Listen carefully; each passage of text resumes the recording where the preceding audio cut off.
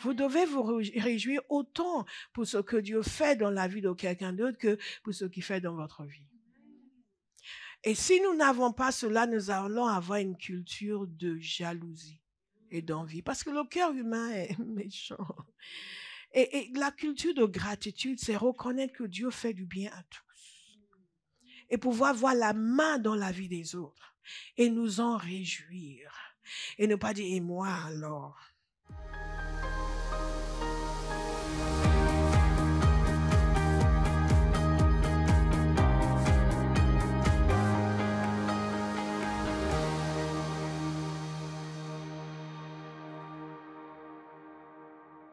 Colossiens chapitre 3. Le Seigneur m'avait parlé il y a quelque temps, il m'a demandé de faire un enseignement sur une culture de gratitude. Et dans cette maison, nous devons avoir une culture de gratitude. Je veux savoir que vous êtes réveillés. Une culture de gratitude. Nous devons avoir une culture de gratitude. Développer une culture de gratitude. Alléluia. Donc, ce matin et la semaine prochaine, par la grâce de Dieu, nous parlerons d'une culture de gratitude. Nous avons pris beaucoup de temps avec les témoignages, mais c'est déjà une démonstration de notre culture de gratitude. 21 jours durant, Dieu n'a pas arrêté de nous bénir chaque jour. La moindre des choses est que nous prenions le temps pour dire c'est au fait. Pour dire c'est au fait. Non, vous n'êtes pas là pour dire pour nous vanter de lui. Pour dire qu'il ne nous a pas fait perdre notre temps. Je n'étais pas venu pour prêcher, mais je crois que...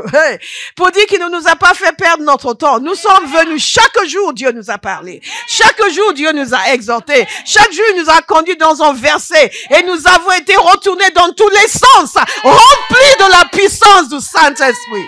Non, vous n'étiez pas là, vous n'étiez pas là. I was there. And I was blessed.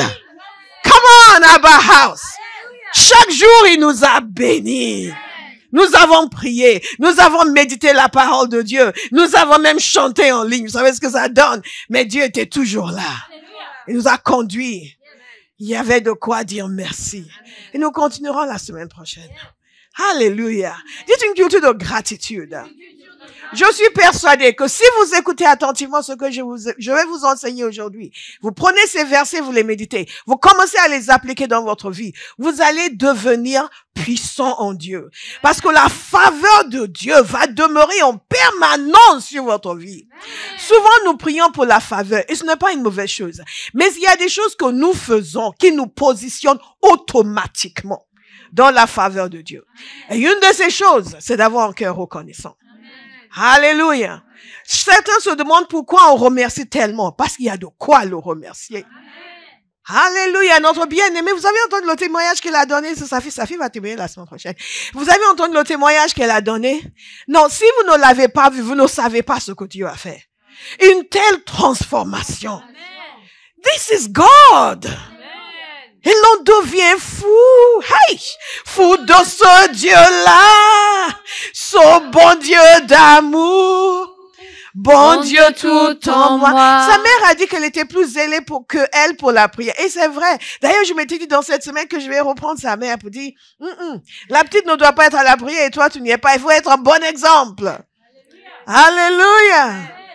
Mais ce que vous ne savez pas, c'est qu'à un moment donné où elle avait disparu, et je soupçonnais que c'était lié au fait que j'avais dit qu'il fallait venir à la prière si elle voulait chanter. C'est vrai ou pas?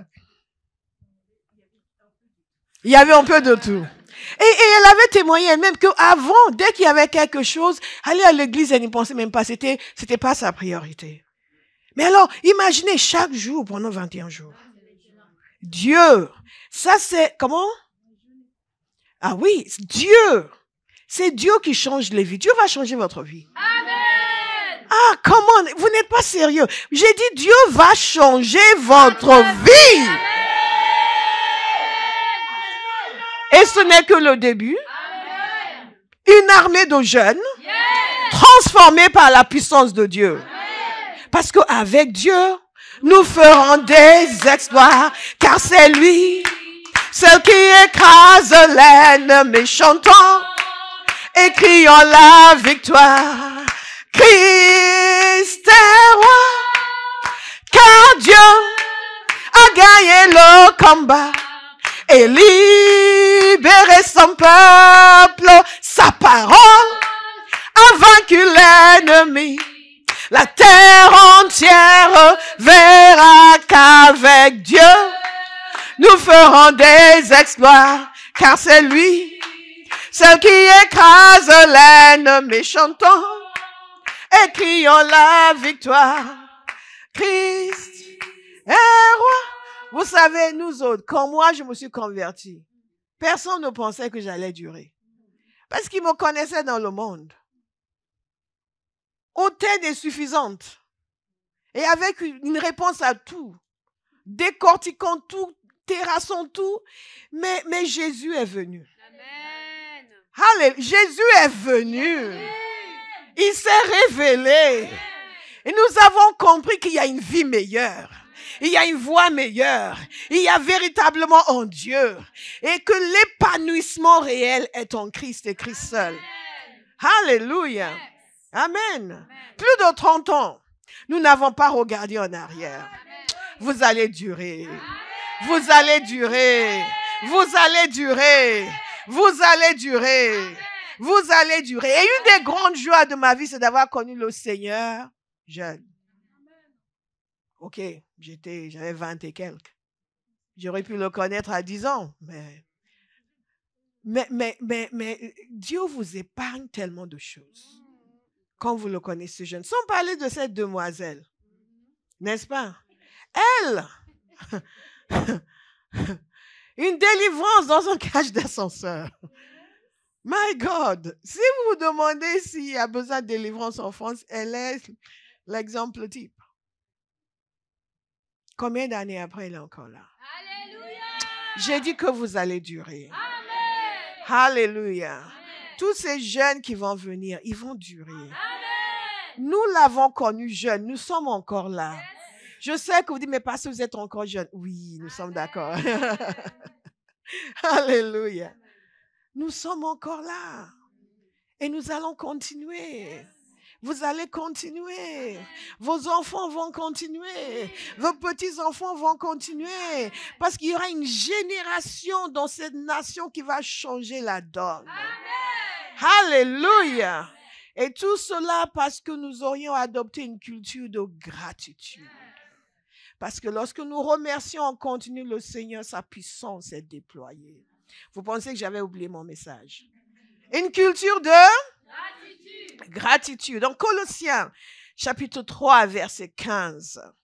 Que la paix de Christ, à laquelle vous avez été appelés pour former un seul corps, règne dans votre cœur.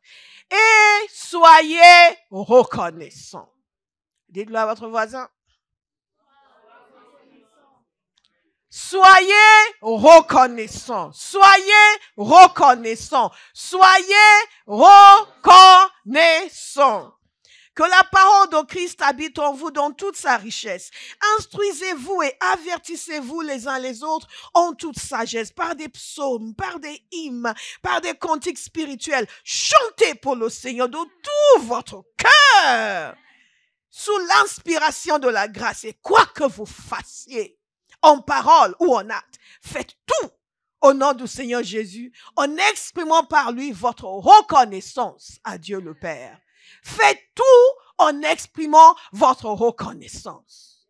Tout, absolument tout. Vous mangez, vous dormez, vous remerciez le Seigneur. Alléluia. Vous allez au travail, vous remerciez le Seigneur. Sous la neige, vous remerciez le Seigneur. Dans la pluie, vous remerciez le Seigneur. Vous arrivez avec un peu de retard, vous remerciez le Seigneur de ce que vous soyez arrivé. Amen. God is good. Et c'est pour cela que nous le remercions. Pourquoi la gratitude?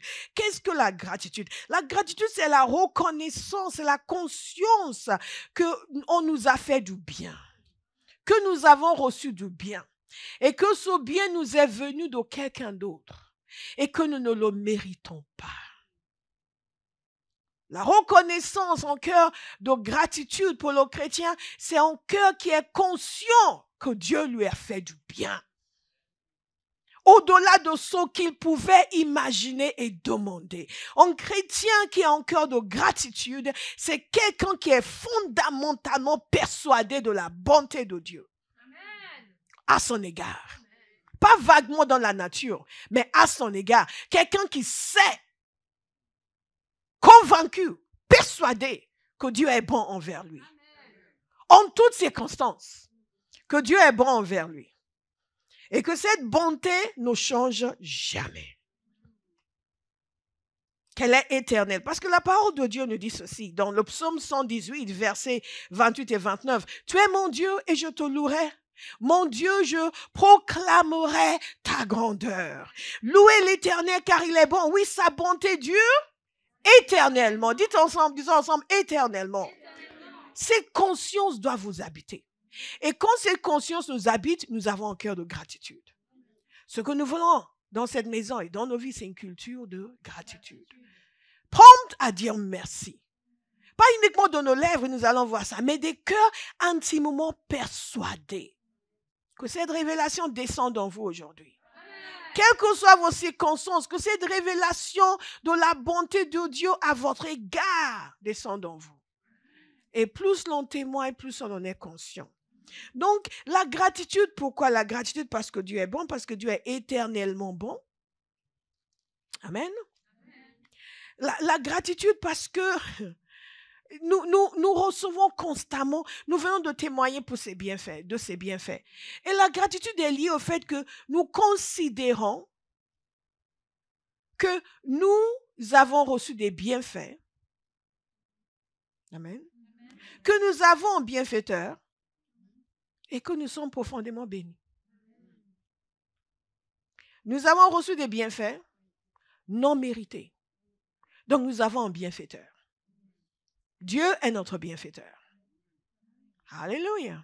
Quand cette conscience vous habite, vous aurez un cœur reconnaissant. Et cette conscience doit nous habiter à Abba House. Donc quand les gens disent, oui, mais je ne sais pas pourquoi il y a ça, hey, stop. Dieu ne nous a pas fait de mal. Il ne nous a fait que du bien. Et dans des circonstances de ma vie où j'ai été face à des épreuves, des choses où on pouvait légitimement se justifier devant Dieu, et j'ai l'habitude de dire, Père, tu ne m'as fait aucun mal. Tu ne m'as fait aucun mal. Cette situation, ce n'est pas toi qui l'as causée. Tu es pour moi, tu n'es pas contre moi. Et tu me diras quoi faire. Amen. Alléluia. Persuadé que Dieu est pour moi. Même s'il me reprend, c'est parce qu'il est pour moi. Parce que la parole de Dieu nous dit que celui que le Père aime, il discipline.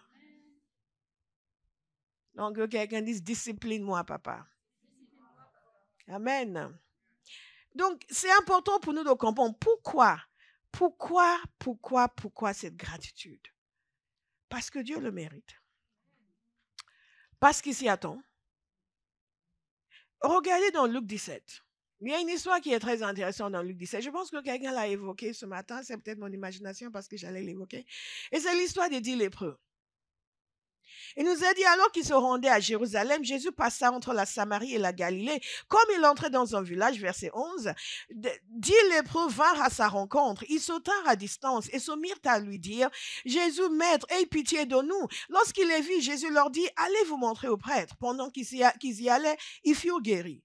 L'un d'eux, se voyant guéri, revint sur ses pas en rendant gloire à Dieu à haute voix. J'imagine la personne qui revenait, « Hey, merci Seigneur! Oh Éternel, merci Dieu, merci! » À haute voix, à haute voix, à haute voix, à haute voix, à haute voix. C'est un exemple pour nous.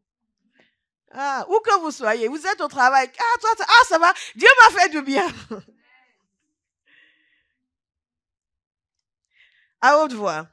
Et regardez ce qu'il a fait. Il tomba le visage contre terre aux pieds de Jésus et le remercia. Quelqu'un veut dire merci Jésus? Merci Jésus. Merci Jésus. C'était un Samaritain. Jésus prit la parole et dit, les 10 n'ont-ils pas été guéris? Et les 9 autres, où sont-ils? Où sont-ils? Où sont-ils? Ne s'est-il pas trouvé que cet étranger pour revenir et rendre gloire à Dieu? Ce passage est hautement significatif. Et ce passage démontre les situations où Dieu nous a tirés d'affaires. Et l'affaire majeure dont il nous a tirés, c'est la perdition. Vous le savez, vous êtes d'accord? Et c'est lépreux. Les lépreux étaient des gens qui étaient au banc de la société. Et c'est pour cela qu'ils se tenaient au loin pour appeler à l'aide. Ils n'avaient pas le droit de s'approcher des gens de peur qu'ils ne les contaminent. Donc, ils étaient exclus de la société.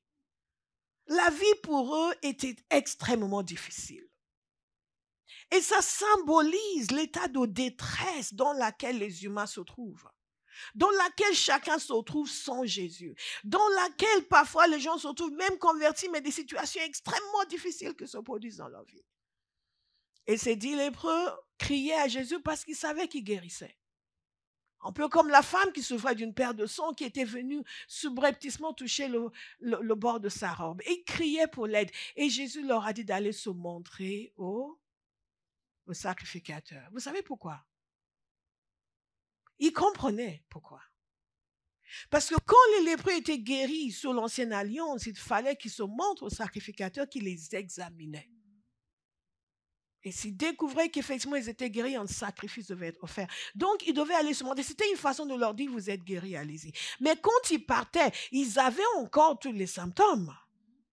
Et c'est sur le chemin qu'ils ont découvert que les symptômes avaient disparu. Alléluia. Et j'imagine que les autres étaient super contents. Oh, enfin, on est guéris. Et ils sont allés se montrer au sacrificateur, ils sont rentrés chez eux. Et ils ont oublié leur bienfaiteur.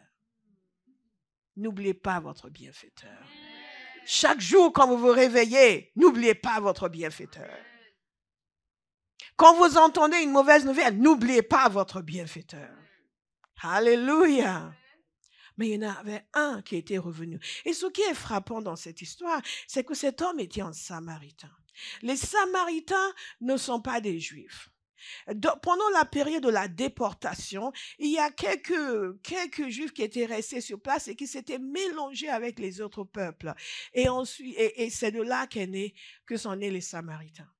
Et donc, le peuple juif n'avait pas de relation avec eux parce que ils étaient mélangés à un autre peuple. C'était un autre peuple. Mais eux reconnaissaient Abraham comme leur père. Et n'oubliez pas, quand Jésus a rencontré cette Samaritaine, elle a commencé à lui poser des questions théologiques. Pour dire à nos pères, on adorait Dieu sur cette montagne. Et vous dites que c'est à Jérusalem. Est-ce que vous me suivez? Donc, il y avait ce clivage. Et c'est celui-là qui est revenu pour dire merci. Alléluia. Mais et il venait en clamant, en criant, en louant Dieu, et il s'est jeté aux pieds de Jésus pour le remercier.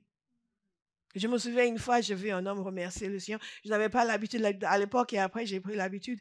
Et il est venu sur l'estrade, il s'est jeté par terre. Il a commencé à se rouler par terre pour dire merci au Seigneur. Moi, avec ma mentalité, je suis là. Oh, mais why is he doing that? J'ai été guéri, j'ai été délivré. Je ne suis plus coincé.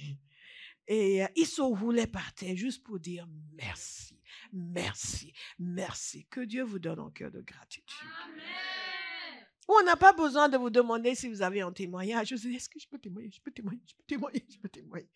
Et un serviteur de Dieu que j'aime beaucoup, il disait que pendant des années, après la conversion de sa femme, elle voulait tout le temps témoigner, mais elle n'arrivait jamais à parler. Elle prenait je peux témoigner, elle prenait la parole, elle commençait à pleurer. Jésus m'a sauvée. C'est la profondeur de reconnaissance. Que votre reconnaissance soit profonde. Amen. Profonde. Et Jésus a dit, et c'est là où je veux en venir. Méditez-le parce que c'est Jésus qui l'a dit. Les 10 n'ont-ils pas été guéris? Et les 9 autres, où sont-ils? Où sont-ils? Où sont-ils? Est-ce que vous savez qu'il y a des fois où Dieu se demande où vous êtes?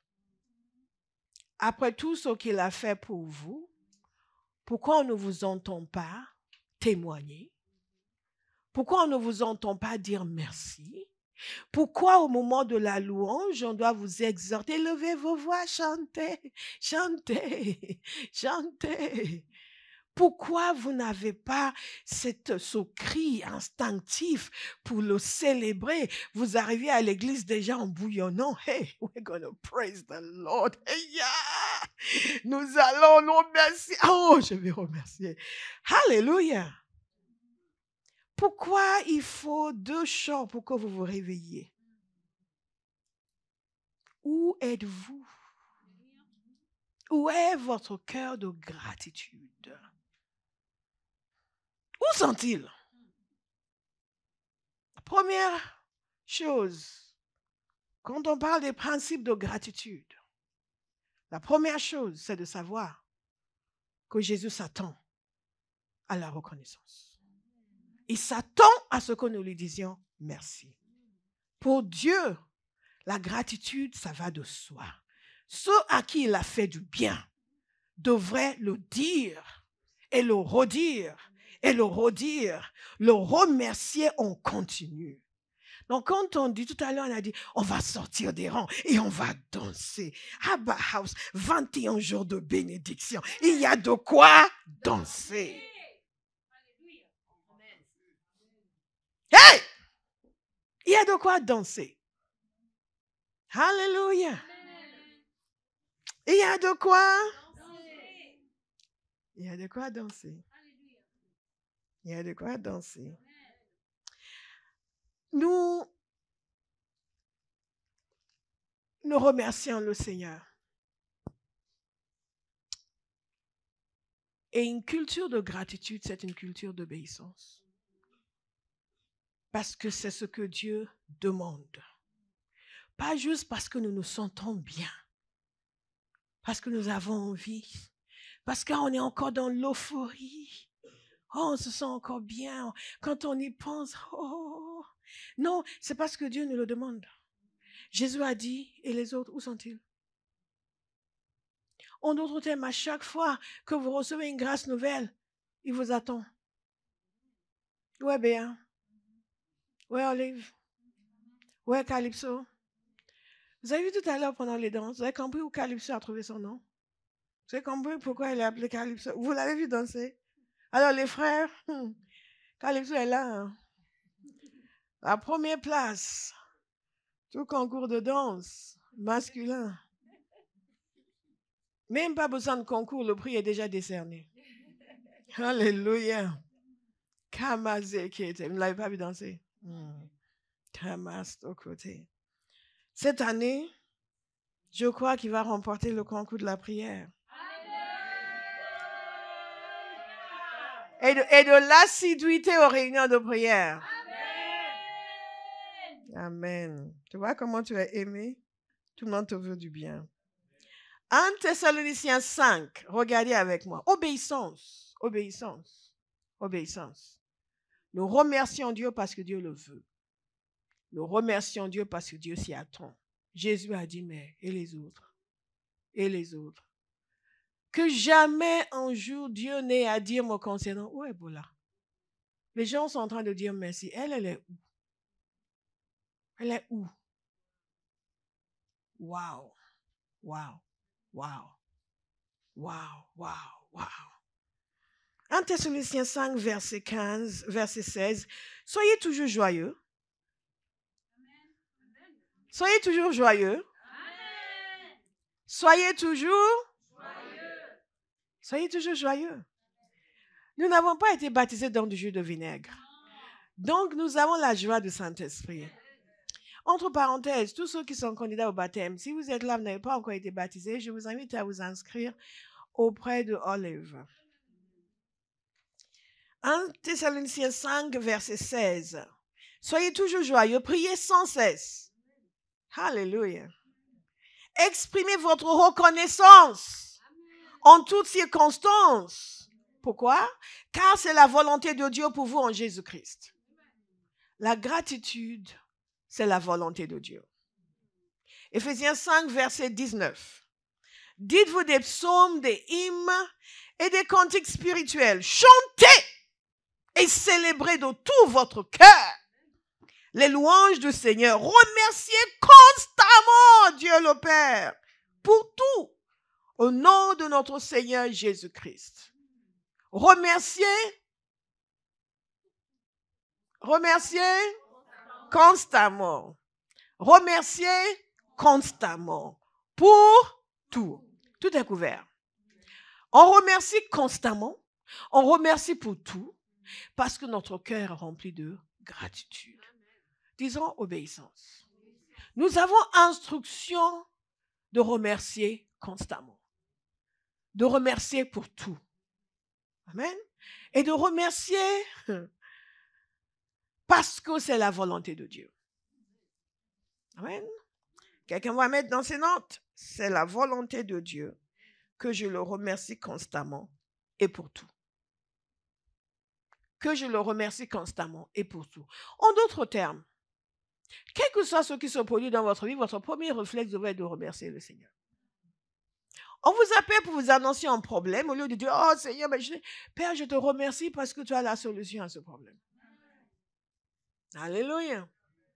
On vous appelle pour vous annoncer quelque chose de bien. Dit, Père, je te remercie parce que c'est ta main qui a opéré ces bonnes choses. On vous appelle pour vous poser un ultimatum. Il dit, mais Dieu, comment pas, pourquoi m'a dit, Seigneur, je te remercie parce que tu me donneras la sagesse pour gérer cet ultimatum. C'est ce que ça veut dire, le remercier constamment et pour tout. Alléluia. Deuxième principe qu'il faut retenir, c'est qu'une culture de gratitude, c'est une culture d'honneur. C'est une culture d'honneur parce que Dieu lui-même dit que celui qui le remercie l'honneur. Le psaume 50, verset 23. Celui qui offre en sacrifice sa reconnaissance m'honore. Celui qui offre en sacrifice sa reconnaissance m'honore. Et celui qui veille sur sa conduite, je ferai voir. Et à celui qui veille sur sa conduite, je ferai voir le salut de Dieu. Donc, quand nous disons merci, nous sommes en train de l'honorer, de reconnaître sa grandeur, ses hauts faits, sa singularité, son caractère unique. Lui dire, c'est toi qui fais du bien et qui fais le bien. Et toi seul fais le bien. Mon bienfaiteur. Il y a un chant qui chante au Nigeria. My helper, oh, my helper. There is something that makes me come into your presence. My helper. There is something that makes me come into your presence. My helper. My helper, oh, my helper. J'espère que je ne mutile pas le chant, mais il y a une reconnaissance où c'est toi qui es mon aide. C'est toi qui es mon bienfaiteur. Est-ce que vous pouvez le dire à votre voisin? Dieu est mon bienfaiteur. Dieu est mon bienfaiteur. Je n'ai pas l'arrogance de penser que je me suis construite toute seule et je me construirai toute seule. Non, je reconnais qu'il m'a aidé et qu'il m'aide encore et encore et encore et encore. Et pour le restant de mes jours, je ne serai jamais seule parce qu'il est mon bienfaiteur. Alléluia. Alléluia. Quand vous avez cette mentalité, quels que soient les défis, vous ne pleurez pas. Vous ne pensez pas que c'est la fin, qu'est-ce que je vais faire? Vous dites, oh, j'ai un bienfaiteur. Et il va encore me faire du bien dans cette situation. Il va me montrer ce que je dois savoir. Il va ouvrir les portes pour que je puisse sortir la tête haute de cette situation. Vous sortirez la tête haute de toutes les circonstances de la vie. Rien ne réussira à vous abattre parce que vous avez un bienfaiteur.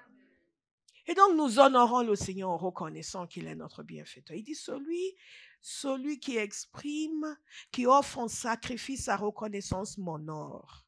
C'est merveilleux.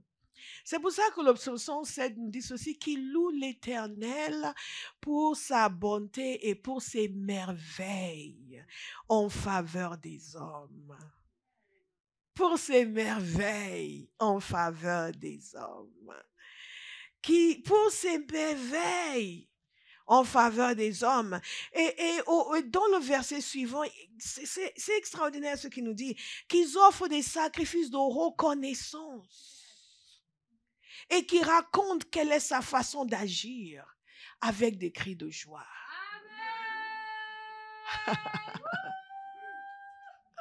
Il y a qu'une personne qui a entendu le verset, je vais le relire. Je vais le relire. Je vous dis toujours que la Bible n'est pas un livre occidental. C'est un livre oriental. Amen. Qu'ils offrent des sacrifices de reconnaissance et qui racontent quelle est sa façon d'agir avec des cris de joie.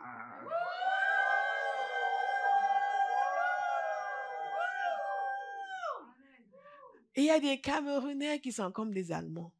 C'est peut-être le reste de la colonisation allemande, mais avec des cris de joie.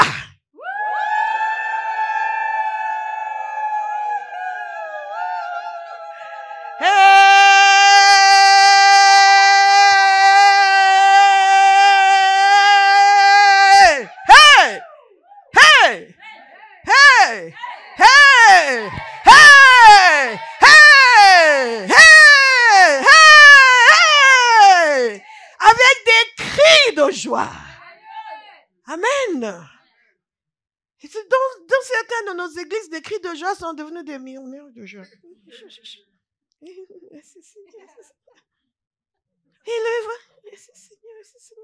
Mais on est en public. Ah, la Bible dit des cris de joie. Parce qu'il est à ce point extraordinaire. Et quand on y médite, on ne peut pas se retenir. Hey, God is good. He has done me well. Oh my soul, rise up and praise the Lord. Dieu est bon. Il m'a fait du bien. Oh mon âme, lève-toi et loue le Seigneur. Dieu est bon, Dieu est bon. Il m'a fait du bien. Oh mon âme, lève-toi et loue le Seigneur. Dieu est bon. Il m'a fait du bien. Oh mon âme, lève-toi et loue le Seigneur. Ça, c'est la mentalité que nous devons avoir. Nous devons nous rééduquer nous-mêmes jusqu'à ce que matin, midi et soir, tout ce à quoi nous pouvons penser, c'est que Dieu est bon. Il m'a fait du bien. Alléluia. Il m'a fait du bien.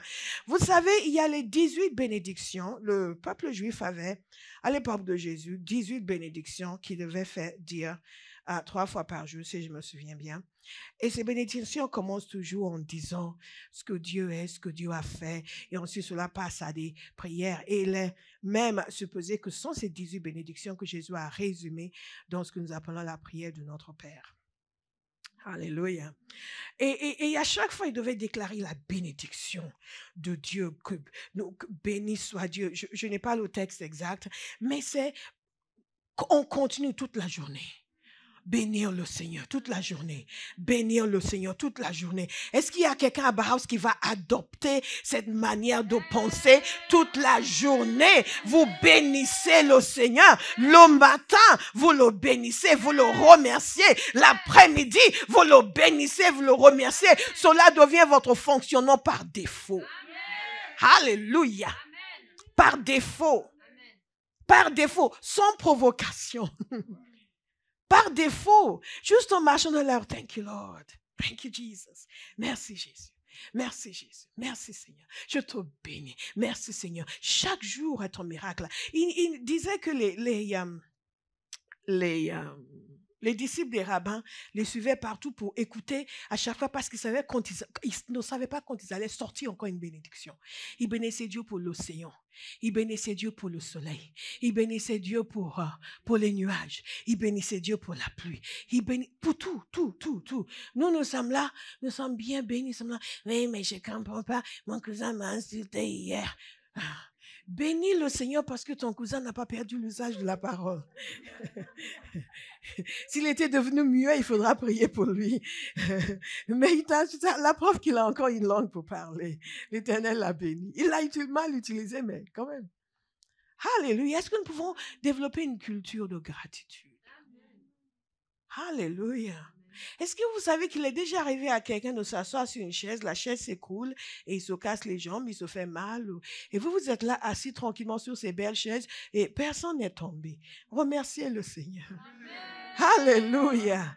Lorsque nous décidons de développer une culture de gratitude, nous prenons conscience de tout ce dont nous avons bénéficié. Et nous bénéficions en continu. Râleur n'est pas chrétien. Amen. La Zimbabwe ne sait pas ce que c'est râleur. Que l'Éternel t'éclaire linguistiquement. Râleur n'est pas chrétien. Alléluia. Je suis sûre qu'il y a un frère ou une sœur qui va éclairer sa lanterne. Tu as compris? OK. Thank you, Jesus. Donc, une culture de gratitude, c'est une culture qui honore le Seigneur. Une culture de gratitude, c'est une culture d'obéissance. Une culture de gratitude, c'est une culture aussi de fraternité. Pourquoi? Parce que nous sommes invités à remercier le Seigneur, à exprimer notre admiration pour Dieu, pour toutes ses œuvres, et ses œuvres en particulier dans la vie des autres. Alléluia. Vous devez vous réjouir autant pour ce que Dieu fait dans la vie de quelqu'un d'autre que pour ce qu'il fait dans votre vie. Et si nous n'avons pas cela, nous allons avoir une culture de jalousie et d'envie. Parce que le cœur humain est méchant. Et la culture de gratitude, c'est reconnaître que Dieu fait du bien à tous. Et pouvoir voir la main dans la vie des autres. Et nous en réjouir. Et ne pas dire, et moi alors? Ma sœur, elle est à son 2e mari. Et en plus, elle vient ici témoigner que son mari l'a quittée et elle a souffert. Et maintenant, Dieu l'a consolée. Et après, Dieu lui a donné encore un mari. Et regarde, il est tellement bien, lui. Et nous, on est là, on est fidèles. En plus, elle s'est convertie depuis quand? Amen, sœur. Que Dieu te bénisse. Seigneur, tu n'es pas juste.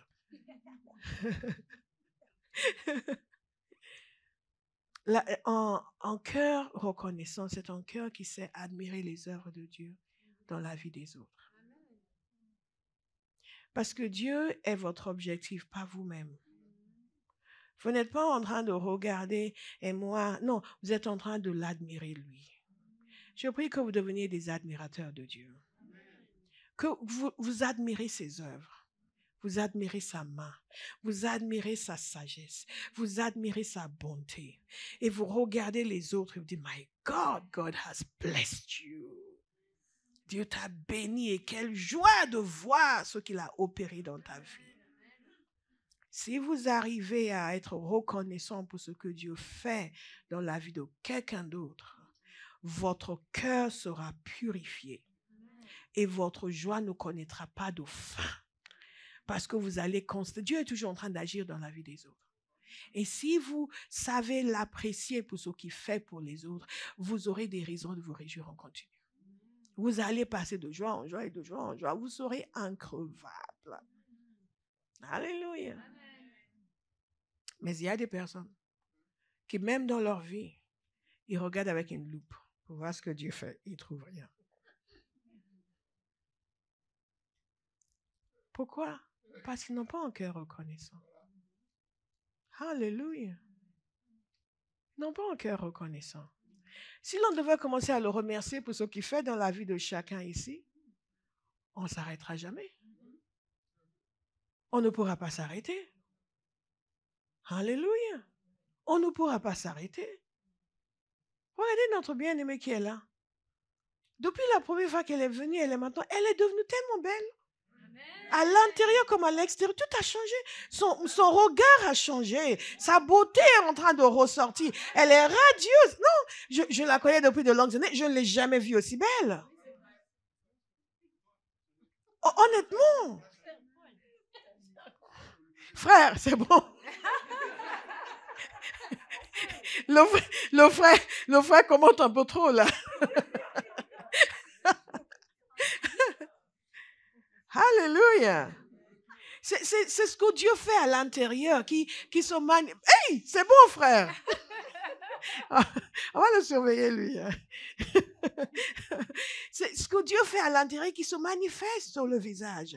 Et ça nous réjouit le cœur. Est-ce que ça ne vous réjouit pas le cœur? Vous êtes là, dit, alors moi, alors. Quelqu'un m'a dit, ah, pasteur n'a pas dit que moi j'étais plus belle. Ah, donc je ne suis pas, donc je ne, il n'y a pas d'amour dans cette église. Il y a des gens qui sont comme ça.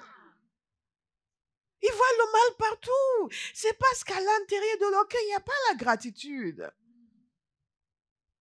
Alléluia. En cœur reconnaissant. En cœur reconnaissant. Regardez l'autre. Bon, comment il est lumineux. Quand il est arrivé au début, il a les yeux comme ça.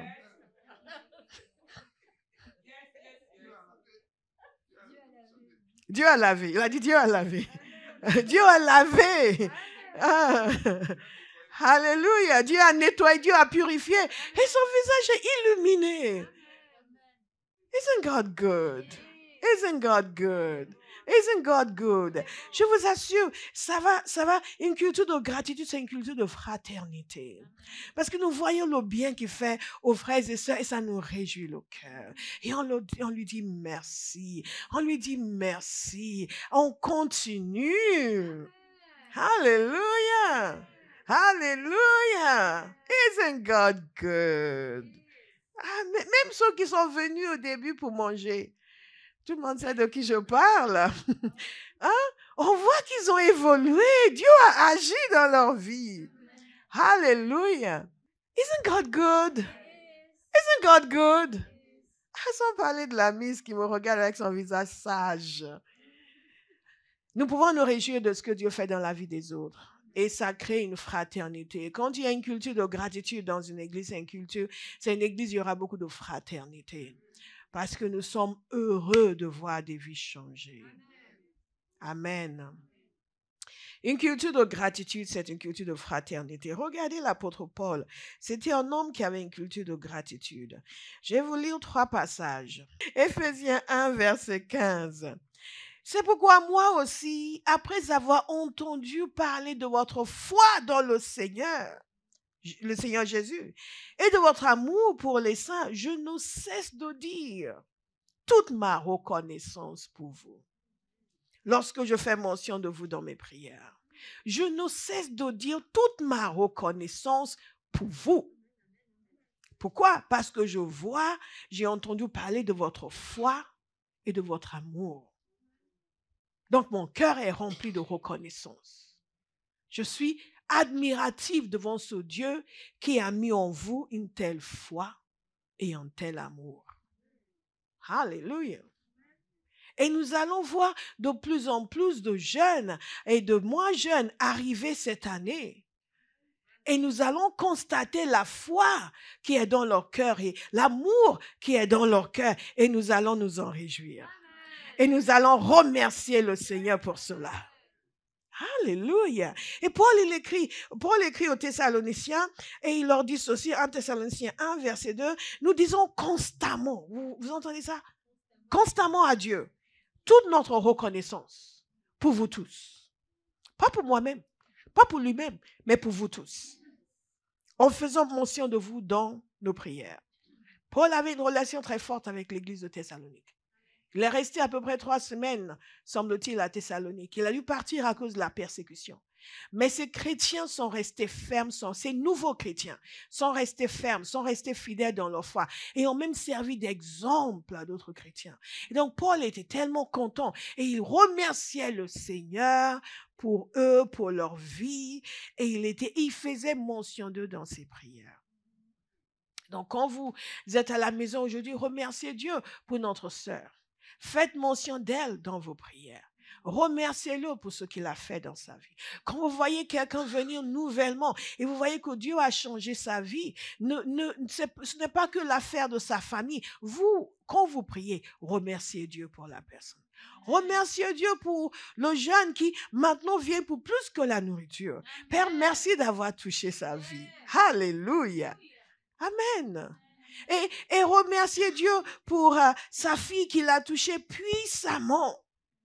Et sa mère témoignait, mais elle n'a pas tout dit. Parce qu'à la dernière réunion de prière, elle était tellement saisie par le Saint-Esprit qu'elle s'est tournée vers sa mère et a commencé à prier pour sa mère. Vous voyez, sa mère disait, elle priait pour elle, disait, Seigneur, et c'est tout. Sa mère était là, elle ne comprenait pas ce qui se passait.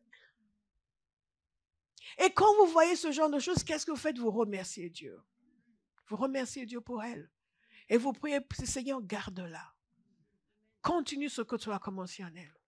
Et que beaucoup de jeunes viennent avec elle. Et que leur vie aussi soit transformée.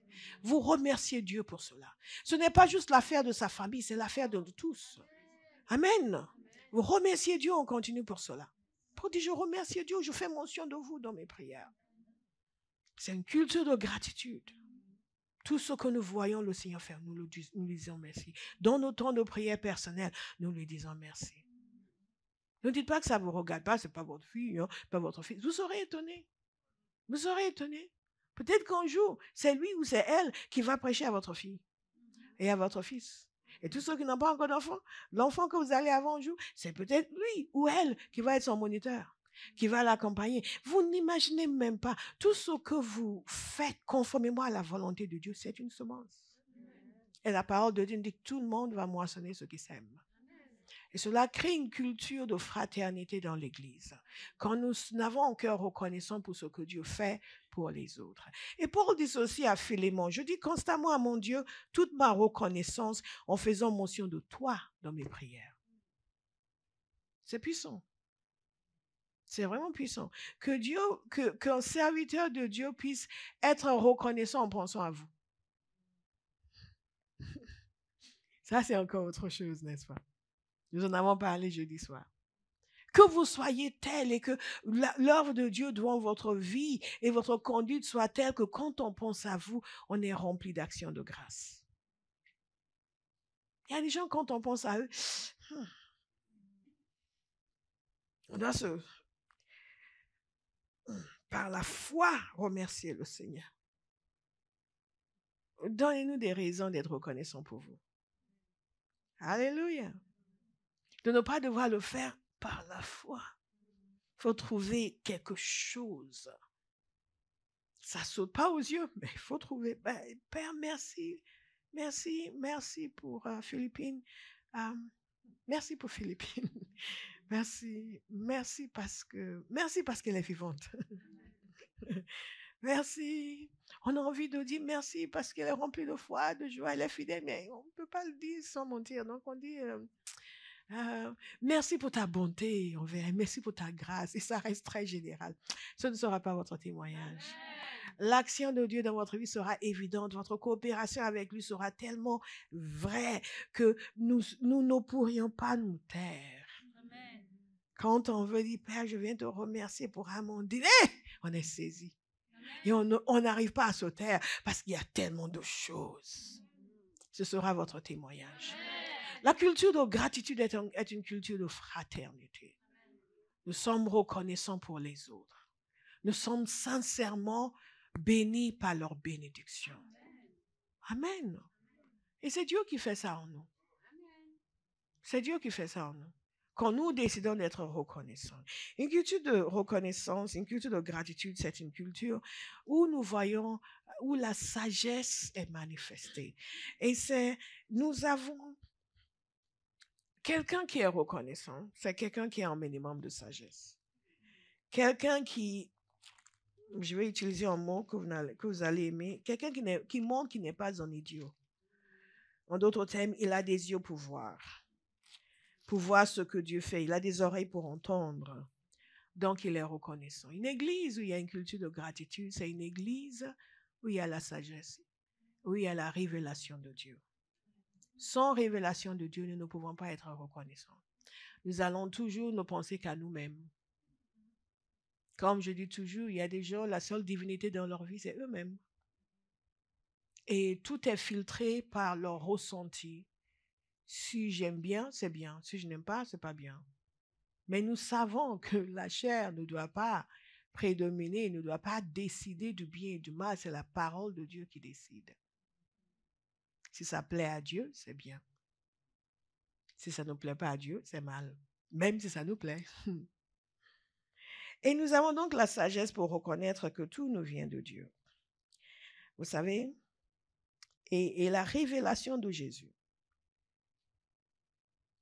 La conscience que nous sommes entièrement dépendants de lui et donc tout le bien que nous pouvons voir ou entendre ou recevoir, c'est à cause de sa bonté. Paul a dit une phrase extraordinaire dans 1 Corinthiens chapitre 3, verset 6. Et il y a aussi une dimension d'humilité dans cela. Je vais parler un peu plus tard d'humilité, mais Paul dit ceci. J'ai planté, Apollos a arrosé, mais Dieu a fait croître. En sorte que ce n'est pas celui qui plante qui est quelque chose, ni celui qui arrose, mais Dieu qui fait croître. Dieu a fait croître. Ça, c'est une sagesse qui doit habiter vos cœurs. C'est Dieu. Dites avec moi, c'est Dieu. C'est Dieu. C'est Dieu. C'est Dieu. Paul dit, j'ai planté. En d'autres termes, j'ai travaillé. Et dur. Et nous savons que Paul a travaillé dur. Apollos est venu, il a arrosé. Lui aussi, il a travaillé, il a ajouté quelque chose. Mais en réalité, tout cela n'aurait servi à rien si Dieu n'avait pas fait croître. Dites sagesse. Sagesse et révélation de la nature de Dieu, de la grandeur de Dieu, de l'action de Dieu. Quelqu'un a témoigné tout à l'heure de ce que nous avons médité sur les belles paroles dans nos cœurs par rapport à Jésus. Et nous l'avons médité, on continue, et nous l'avons prié. Et à un moment donné, le matin comme le soir, ici le jeudi soir, nous avons commencé à dire des belles paroles sur Jésus. Et nous avons vu que le Saint-Esprit nous a communiqué la sagesse et la révélation.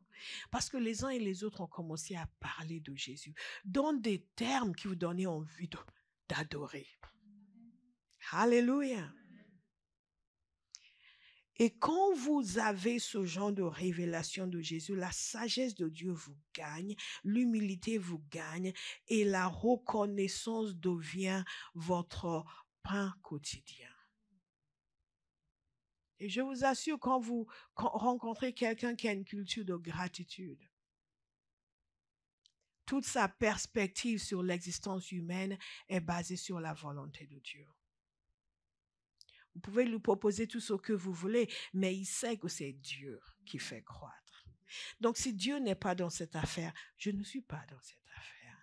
Parce que son cœur est tellement attaché à l'honneur de Dieu, à la célébration de Dieu. On ne peut pas concevoir autre chose que ce qui honore le Seigneur. Je vous ai dit que si vous saisissez, vous méditez ces passages, votre vie va changer. On n'a pas besoin de crier faveur, faveur, faveur, faveur. La faveur de Dieu ne vient pas sur les gens désobéissants. La faveur de Dieu, je sais qu'on fait beaucoup de choses sur la faveur dans l'église aujourd'hui et c'est bien, mais parfois c'est excessif. On a l'impression qu'il suffit de prier pour la faveur pour l'avoir.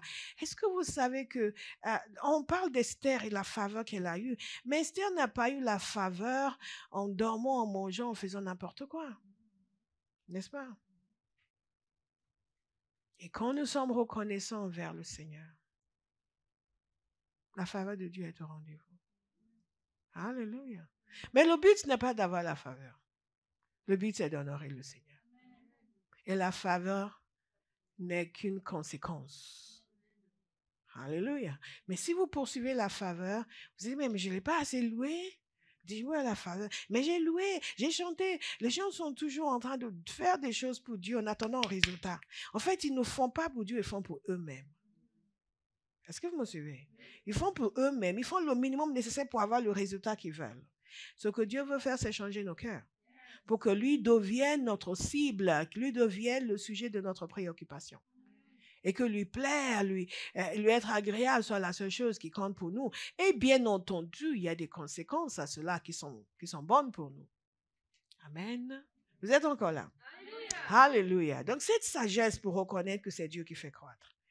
C'est cette révélation de Jésus. Je vais terminer avec un point parce que j'ai déjà commencé à évoquer cela sur la gratitude.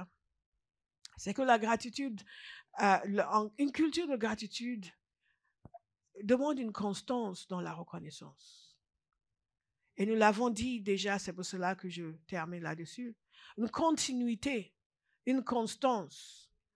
En toutes circonstances, nous dit la parole de Dieu. En toutes circonstances. 1 Thessaloniciens 5. Soyez toujours joyeux. Priez sans cesse. Exprimez votre reconnaissance en toutes circonstances. En toutes circonstances. Donc, une gratitude, et c'est là où nous voyons que la gratitude, je vais encore. Nous allons continuer sur cela la semaine prochaine, mais la gratitude doit être dans 3 endroits. Je vous donne cela rapidement. Nous allons développer après. 3 endroits. La vraie gratitude. Une chose, c'est exprimer sa reconnaissance. Autre chose, c'est avoir la gratitude. Là, je vais vous expliquer. Dire merci, ce n'est pas une culture de gratitude. Ça peut être l'expression ou ça peut juste être un merci ponctuel. N'est-ce pas? Le merci peut être ponctuel. Je suis touchée sur le moment, mais en fait, je n'ai pas un cœur de gratitude. Et il y a beaucoup de gens qui font des merci ponctuels, mais ils n'ont pas un cœur de gratitude. Et c'est la raison pour laquelle ils se retournent facilement contre les gens qui les ont aidés. Vous me suivez? Ils vont dire merci parce qu'ils sont touchés par l'aide, mais ils oublient très vite. Ils oublient très vite. Et après, vous les entendez parler de quelqu'un à qui ils disaient merci hier, vous êtes choqués. Ce que Dieu nous demande, c'est de développer une culture de gratitude. Des cœurs de gratitude. Donc, la gratitude est dans 3 endroits. Dans nos cœurs, sur nos lèvres et dans nos mains. Dans nos cœurs, sur nos lèvres et dans nos mains. Alléluia. Dans nos cœurs, sur nos lèvres et dans nos mains.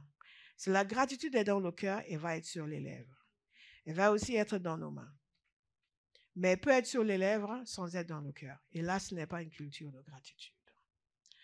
La parole de Dieu nous dit de le remercier constamment. Nous pouvons le remercier en toutes circonstances et constamment lorsque la gratitude est dans le cœur.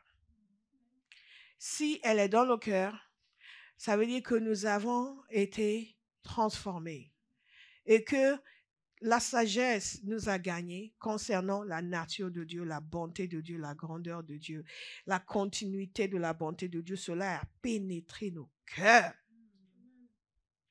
Et que nous avons un renouvellement de l'intelligence, nous le voyons comme notre bienfaiteur. Et il ne cesse jamais d'être notre bienfaiteur. Donc, en toutes circonstances, disons-le ensemble, en toutes circonstances. En toutes circonstances. C'est facile de dire merci quand nous venons de terminer les 21 jours et vous êtes encore là. Waouh, oh Seigneur, merci, Seigneur, merci. Mais dans 3 mois, vous devez aussi être capable de dire merci. Et ça, c'est quand la gratitude est dans le cœur. Et quand quelque chose de désagréable se produit, vous devez être en mesure de dire merci. Quand le pasteur vous reprend parce que vous avez mal agi, vous devez être en mesure d'abord de vous excuser et ensuite de dire merci au Seigneur pour la grâce d'avoir été repris. Comme ça, maintenant, je peux changer mes voies. Alléluia. C'est oui, mais de quel droit on me parle? De quel droit on me met? Mais je suis un adulte et je suis libre, je fais ma vie, je fais comme je veux. On n'avance pas comme ça. Hein? Alléluia. Constamment. En toutes circonstances. En toutes circonstances. En toutes circonstances. En toutes circonstances. Je suis en mesure de dire merci. Lorsque je ne suis pas en mesure de dire merci en toutes circonstances, je suis en train de dire que cette circonstance annule toute la bonté de Dieu que j'ai connue jusque-là. Est-ce que vous pouvez vraiment dire cela? Non. Non. Non. Non. Ce que Dieu a fait pour nous en Jésus dépasse tout le reste. Quel que soit ce qui peut arriver dans votre vie, vous êtes déjà gagnant de par le sacrifice de Jésus. Et quand vous le savez, vous le remercierez en toutes circonstances. Et nous allons voir à quel point les actions de grâce sont puissantes. Mais que le cœur soit rempli de gratitude. Remercions le Seigneur pour sa parole.